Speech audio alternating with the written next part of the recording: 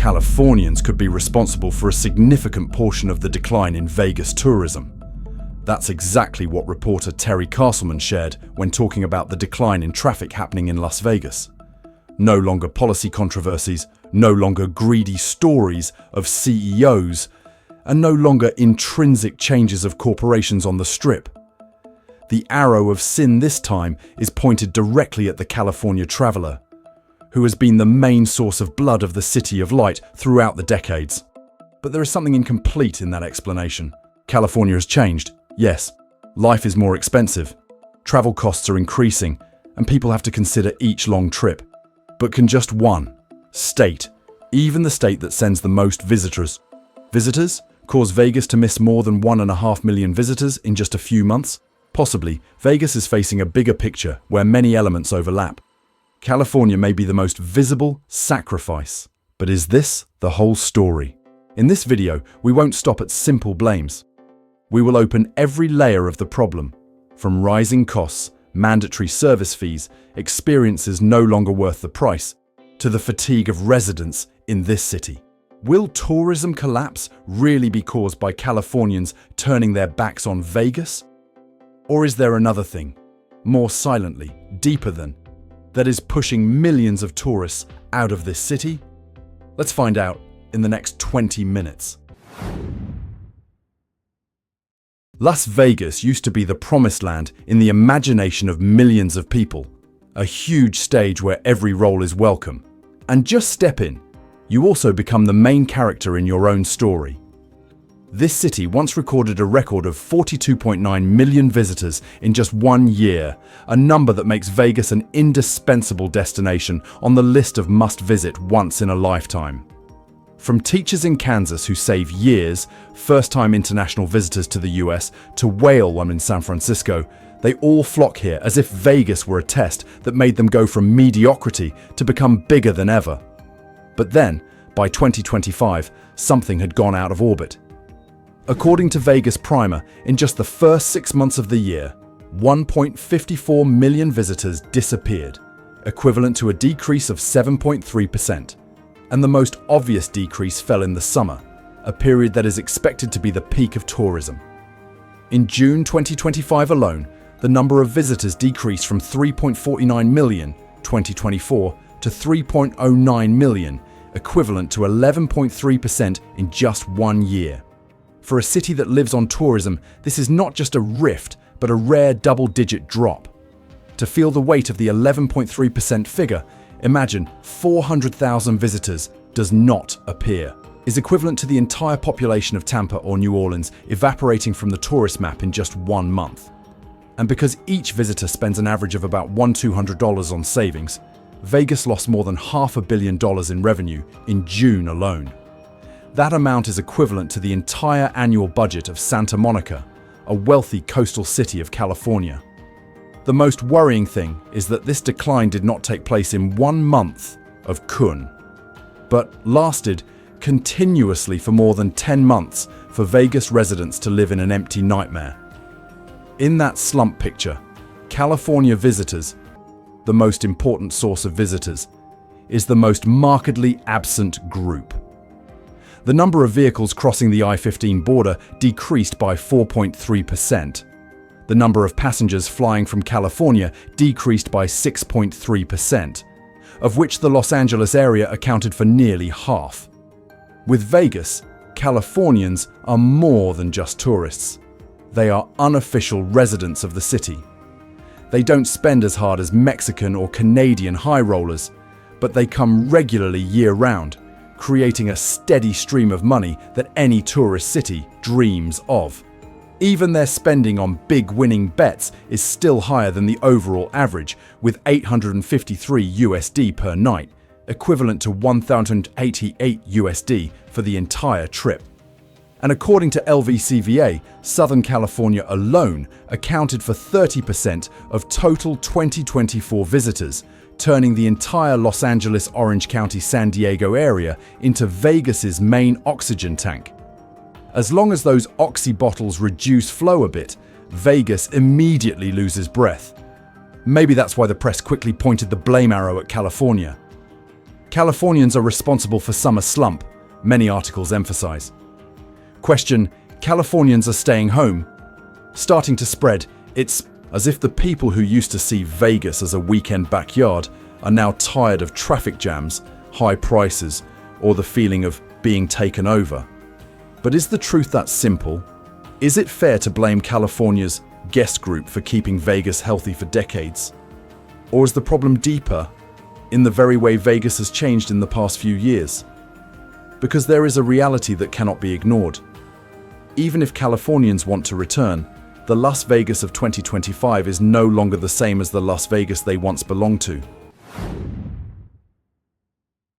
Perhaps deep down, everyone understands that it is expensive costs that are the real reason why tourists stop coming to Vegas. But this is a topic that the mainstream media rarely wants to talk about directly.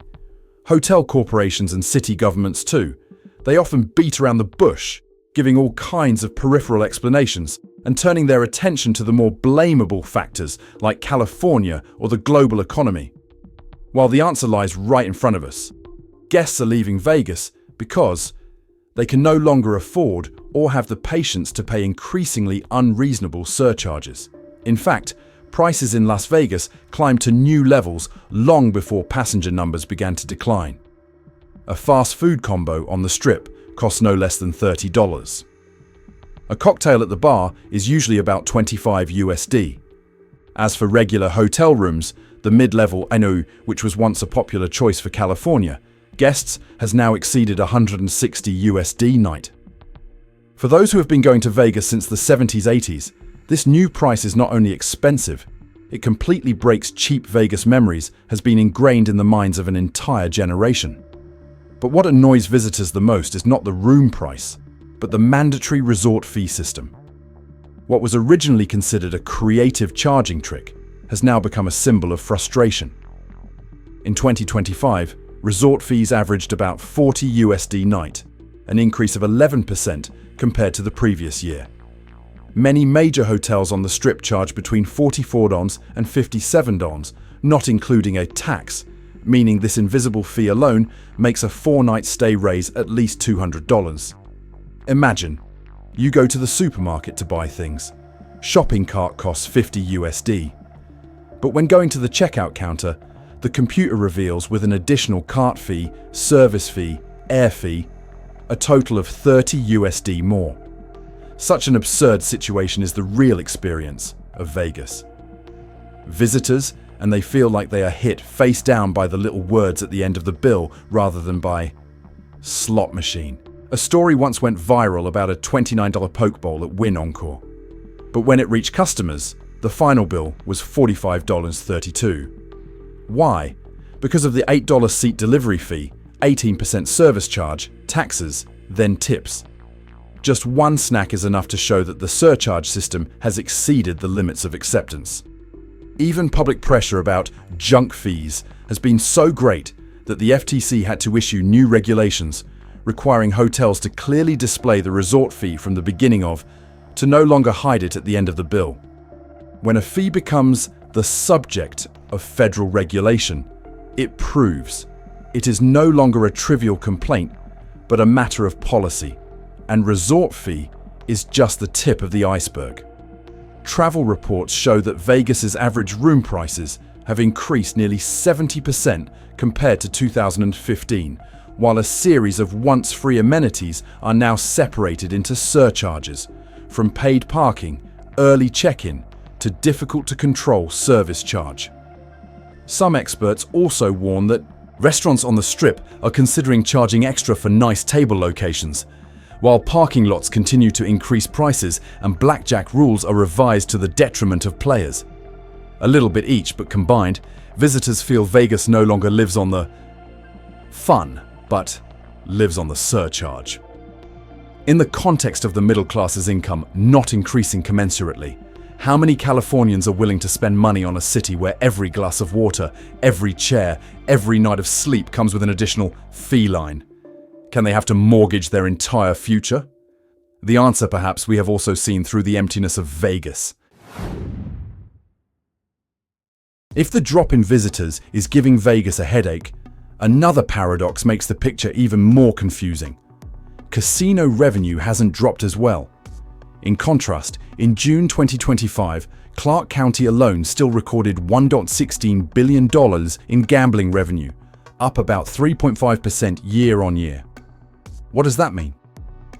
That means with fewer visitors, Vegas still makes more money than a sign that every person who comes to this city has to spend more to compensate those who don't. Statewide reports show a similar trend. Gaming revenue remains on track to break records, while visitor numbers in the first 8 months of the year fell nearly 8%. A city that is making more money from fewer people, but wants to convince the world that prices are still reasonable, is a paradox that makes many tourists feel uncomfortable. They don't know what metrics to believe, the Vegas of the report or the Vegas of their own bill. MarketWatch describes this feeling very well. Many old tourists come back and frankly say, Vegas is not fun anymore. When they have to pay $9 for a cup of coffee, $100 for a buffet, plus a series of service fees, they no longer feel like is winning anymore, even if they win real money on the slot machine. Because fun used to be cheap has now become a luxury item, and buyers don't see a reason to spend more money on it. For older audiences who have experienced Vegas's cheap golden age, this change is even more difficult to accept. They see a city betting on expensive shows, tech experiences, giant LEDs, tickets for hundreds of dollars. Experience packages at Sphere cost $279, a price that caused many people to immediately turn away. They don't come to Vegas to buy technology. They come to buy a sense of freedom, comfort, a little nostalgia, and a little hope that luck can smile on them. That's why middle-class Americans, including many Californians, Vegas started to be compared to Nashville, Miami, even cruises.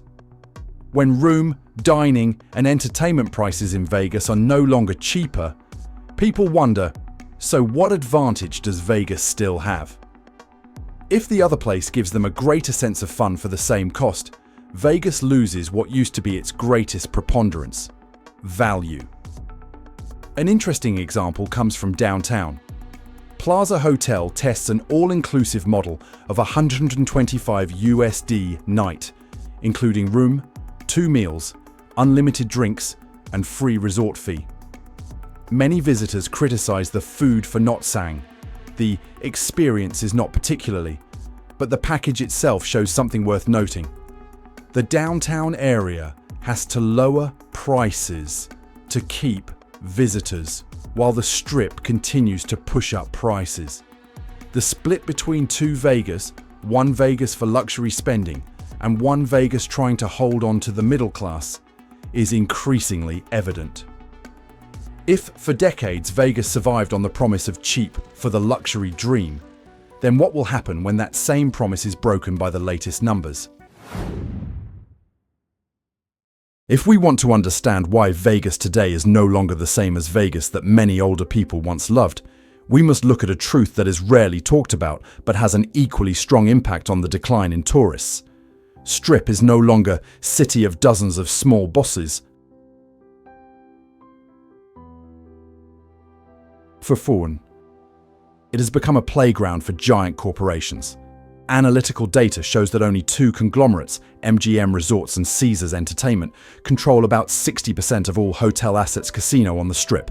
That is, from Bellagio, MGM Grand, Aria, to Caesars Palace, Paris, or Planet Hollywood, are all in the hands of a very few boards of directors. The days when every casino was a family, a group of artists, an independent boss, the pieces that make up old Vegas, are now almost over. This concentration of power not only changed the face of Vegas, but also changed the way Vegas valued itself. It is those boards of directors who decide how much the resort fees, whether parking is charged or not, whether the blackjack table rules are more unfavorable for players, and whether the room price continues to go up, are not. When too many things are controlled by too few people, the natural competition, things that once kept Vegas breathable with middle-class guests, gradually disappears. Meanwhile, waiters and dealers reflect different stories from revenue reports. Hours cut, tips plummeted, and feelings of insecurity about the future of work. They see a paradox right before their eyes. Gaming revenue across the state especially on the Strip, is still increasing compared to the previous year, but the lives of those who make up the Vegas experience are increasingly precarious. They feel like they are sandwiched between a system where the dealer wins, the customer loses, and the waiter is pressed the thinnest. Unions and labor groups in Vegas describe the strategy that corporations are pursuing with a very cold-sounding phrase: maximize revenue per visitor. Maximize revenue per visitor. That means instead of filling rooms like old Vegas used to, New Vegas accepts fewer guests. But each guest entering the door will have to spend more, from rooms, hidden fees, food, to show tickets. A financially effective strategy, but unintentionally blows up the feeling of being mined in each returning person. The difference between old Vegas and New Vegas is therefore not nostalgia, but reality. Old Vegas competes with cheap buffets, free drinks, generous comps, and human relationships people. New Vegas competes with LED screens, expensive show tickets, and balance sheets. And that's most evident on Invoice. The more corporate logos appear on the Strip, the less room there is for offers built on hospitality. In national politics, there are leaders who blame Trump, slump, taxes, immigration, US tensions with Canada and Mexico for reducing international visitors. But those arguments, accidental or intentional, cloud an even bigger question. If Vegas' current model only works when customers continuously accept to pay more, how long will it last? Perhaps it doesn't take economic charts or travel reports to understand why Californians are turning their backs on Las Vegas. Just one quote from a Gardena resident sums it all up. With our own economic woes, Vegas is simply too expensive to go on vacation. A brief confession, but behind it is the reality where millions of California households are struggling every month with escalating rent, rising gas fees, price fleet insurance, and basic costs that are almost no longer there is breathing space. Even California itself is seeing a decline in international arrivals. The tourism industry is under pressure, and living standards are among the highest in the United States. When having to prioritize each dollar, many families are forced to shorten or cancel domestic trips. Instead of Vegas, they choose to stay home, drive along the coast, go camping, or go nowhere. A decision not because they no longer love Vegas, but because Vegas is no longer in their safe budget zone. Because in the current context, a weekend in Vegas is no longer the same pleasant escape as before.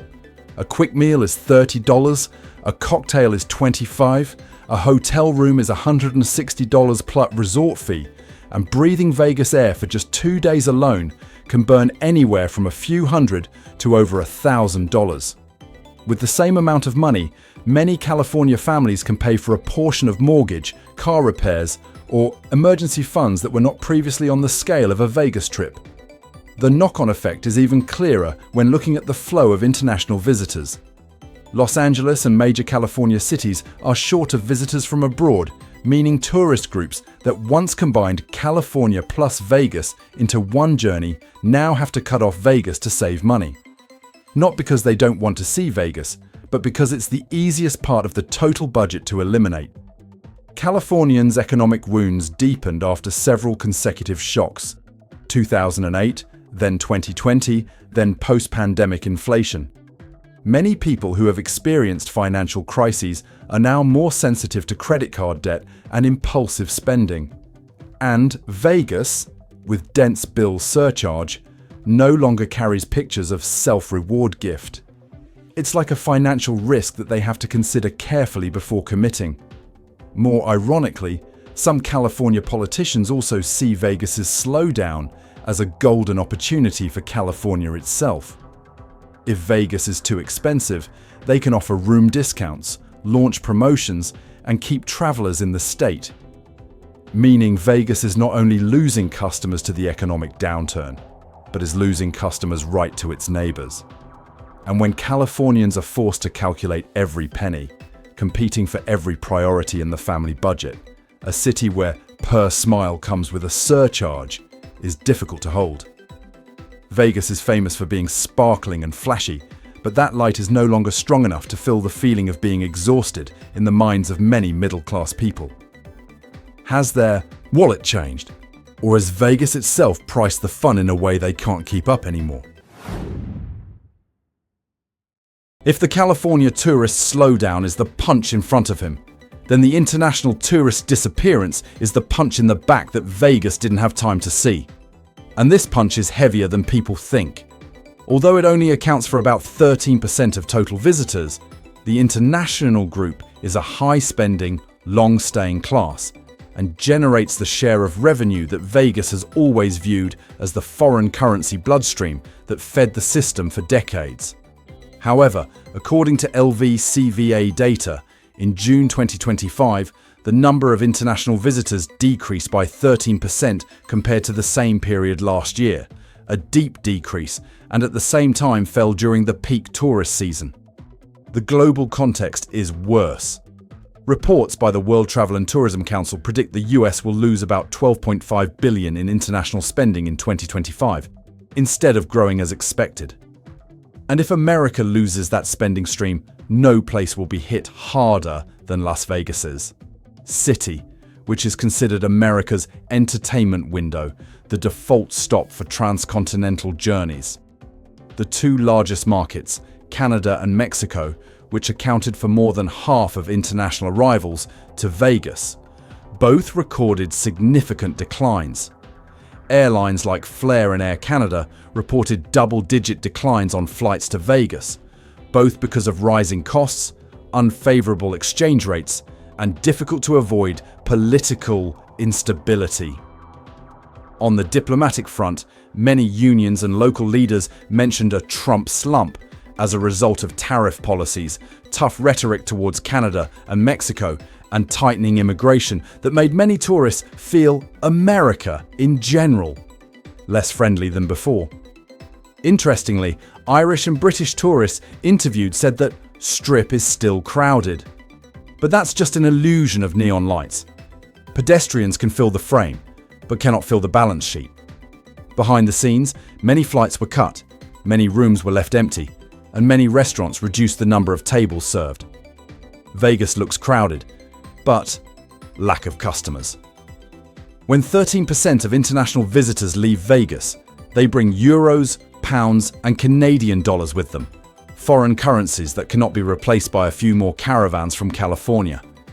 It's the quintessential part of the travel market, the part that generates high profit margins, the part that helps Vegas operate through the off-peak season. And once it's gone, Vegas can't be as patchy as domestic tourists who are having to tighten belts. Vegas was once known as the place where the whole world came to forget reality. A city where people fly halfway around the world just to play a game of blackjack, watch a show, or simply live in a dream for a few nights. What happens when the world starts forgetting Vegas? When giant LED lights only illuminate a country that is calculating every dollar of travel? Las Vegas always calls itself the city of seconds, where a person can lose white in the morning and still believe that with just one more hand, fate can change direction. But among the reduced numbers, hidden tolls, night rides from California are thinning. Perhaps it is Vegas that needs a second train for itself. Maybe Californians aren't the culprit. Maybe they're just a mirror of what Vegas is avoiding. Escalating costs, declining values, and the city's invisible change of hands from artist, entrepreneur, community, to balance sheets of the corporation. A Vegas that's flashier, but also farther away from the person who loved it. The light can cloud many things, but lost faith is not, and the journey to find that faith is probably the hardest hand Vegas has ever had to play. If a city is built on the promise of worth, what happens when that promise itself is no longer real? And if Californians, the most familiar group of guests. Is it a sign of a deeper change coming to Vegas, or to the whole of America? If you have ever seen these changes, whether from the California side or right here in Vegas, please leave a comment. If this story touches you, like, share, and subscribe to help more people see the picture behind the lights. Thank you for your companionship over the past 25 minutes. See you in the next video.